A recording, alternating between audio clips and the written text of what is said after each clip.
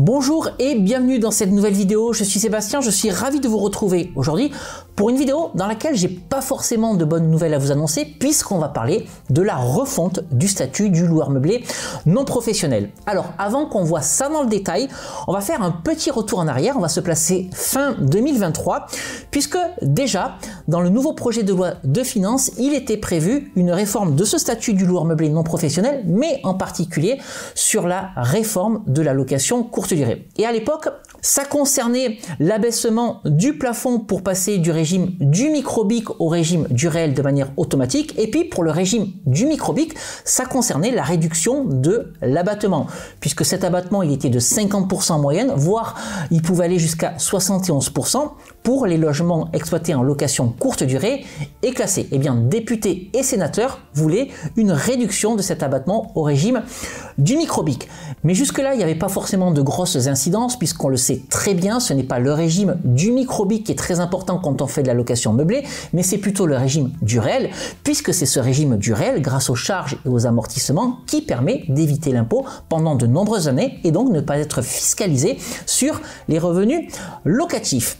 Et puis ce projet de réforme du loueur meublé non professionnel ne verra jamais le jour, en particulier avec la dissolution de l'Assemblée nationale en juin 2024. Mais ce projet revient à l'ordre du jour en 2024, en particulier avec un rapport qui a été rédigé par la députée Annaïg Le Meur et qui s'appelle « Proposition de réforme de la fiscalité locative ». D'ailleurs, si ça vous intéresse, je vous mets le lien pour lire ce rapport dans la description de cette vidéo. Attention, il y a quand même 106 pages à lire. Alors le problème de ce rapport, c'est que son périmètre ne se base pas uniquement sur la location courte durée, mais prévoit une refonte globale du statut du loueur meublé non professionnel et cela inclut également la location longue durée. Quel est le constat qui a été fait dans ce rapport? J'ai noté 10 points après l'avoir lu. Le premier point, c'est que la location meublée réduit l'offre de logements en résidence principale. Là-dessus, je ne suis pas du tout d'accord là-dessus, puisque moi-même, je fais de la location longue durée, et il y a tout un tas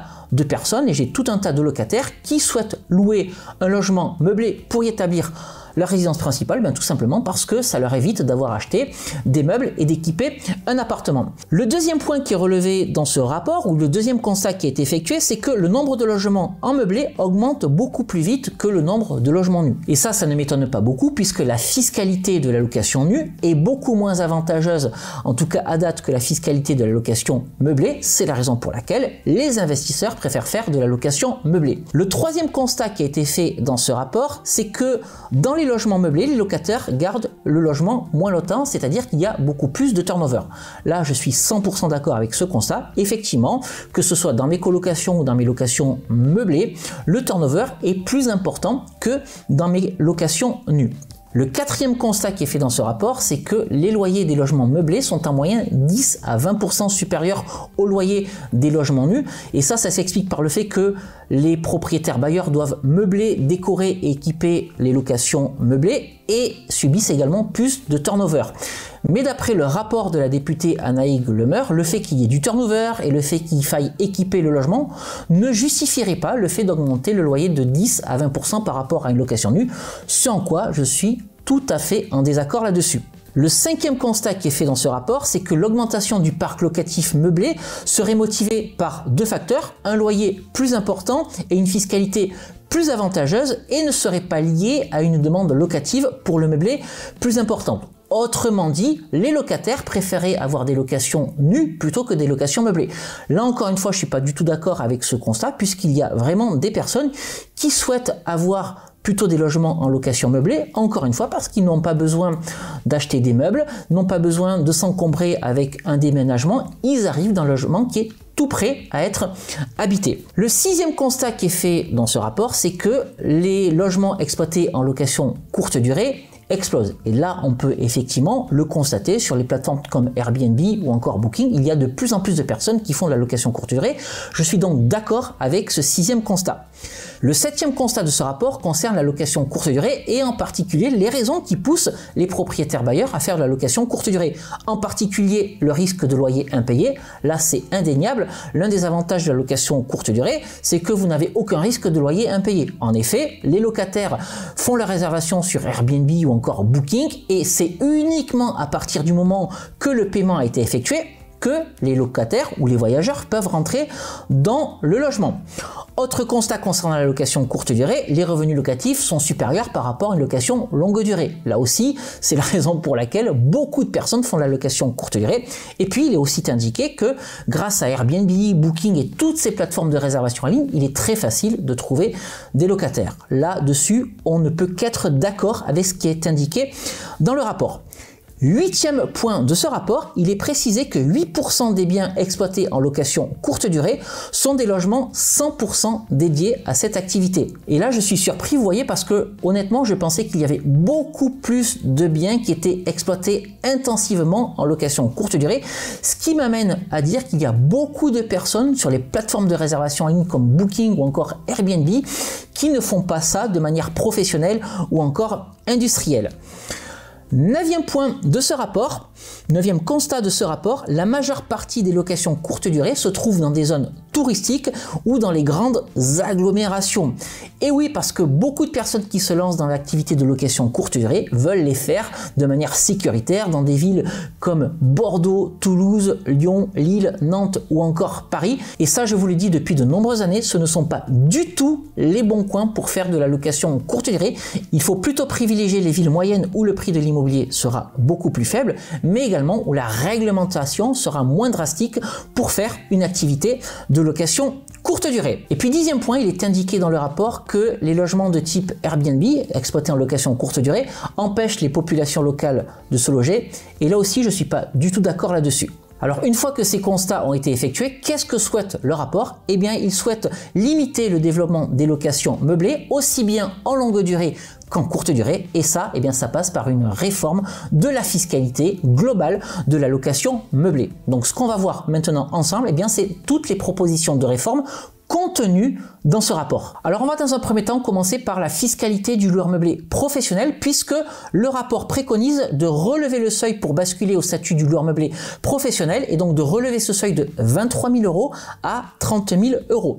Le rapport prévoit également d'intégrer dans le montant des autres revenus les revenus issus de capitaux mobiliers. Et puis enfin, concernant toujours le loueur meublé professionnel, le rapport préconise que la bascule du statut du LMNP au statut du LMP et vice-versa se fasse uniquement après 2 dépassements consécutifs de seuil, donc aussi bien dans un sens que dans l'autre. Alors on va maintenant parler de la réforme du loueur meublé non professionnel, et c'est surtout ça qui vous intéresse parce que vous êtes beaucoup plus nombreux à être loueur meublé non professionnel que loueur meublé professionnel. Alors qu'est-ce que prévoit ce rapport? Eh bien, il prévoit d'unifier les revenus locatifs issus de la location nue et de la location meublée, ce qui fait que les revenus issus de la location meublée ne dépendront plus du régime du BIC, mais seront rattachés aux revenus fonciers.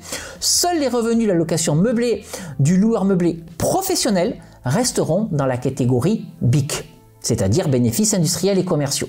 Alors on va maintenant en venir aux propositions fiscales, et elles sont au nombre de 5 puisqu'il y a 5 scénarios qui ont été évoqués dans le rapport. Le scénario 1 prévoit de passer le régime du micro avec un abattement de 40% au lieu de 50% à l'heure actuelle, voire 71% pour les locations courte durée avec un logement classé.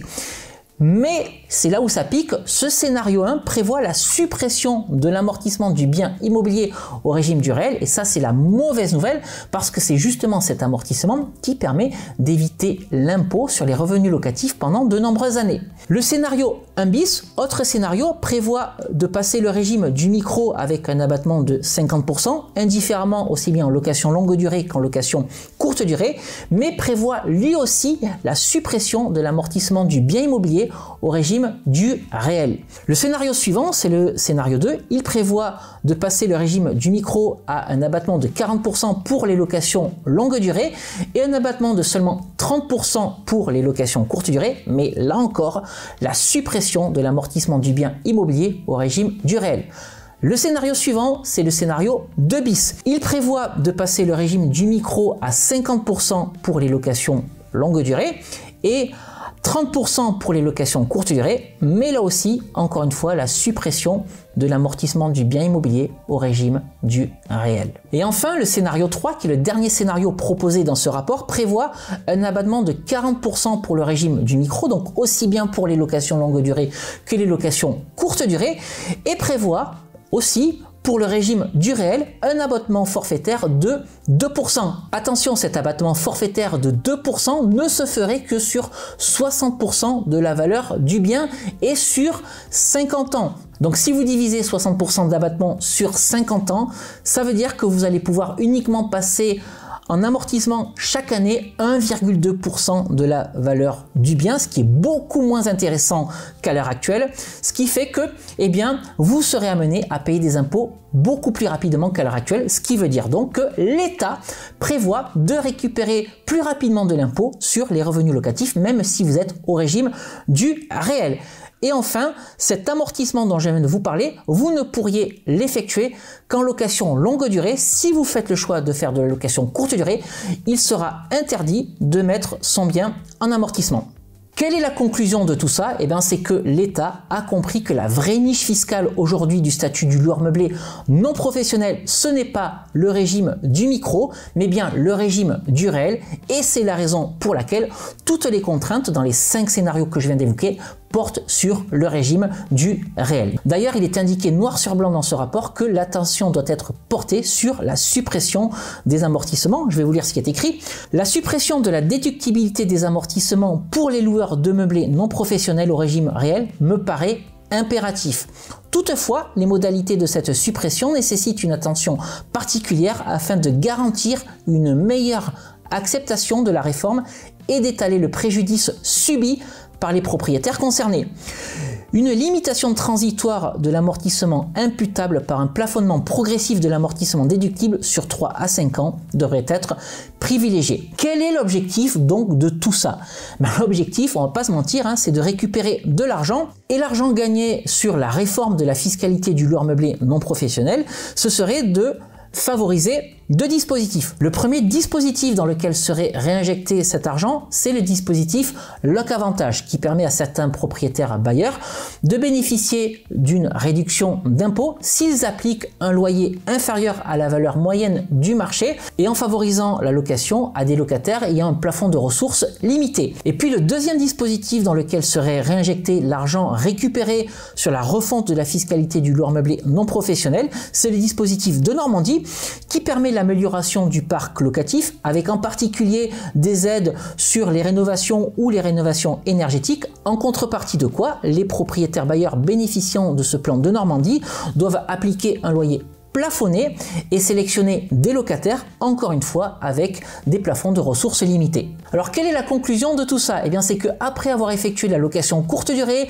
proposé des logements sur Airbnb ou avoir proposé des locations meublées haut de gamme, si vous souhaitez continuer à bénéficier d'avantages fiscaux, eh bien, il va falloir transformer vos logements en HLM. Allez, on va maintenant parler de la mise en route de cette réforme et on va répondre à cette question. Quand est-ce que cette mise en route s'effectuerait?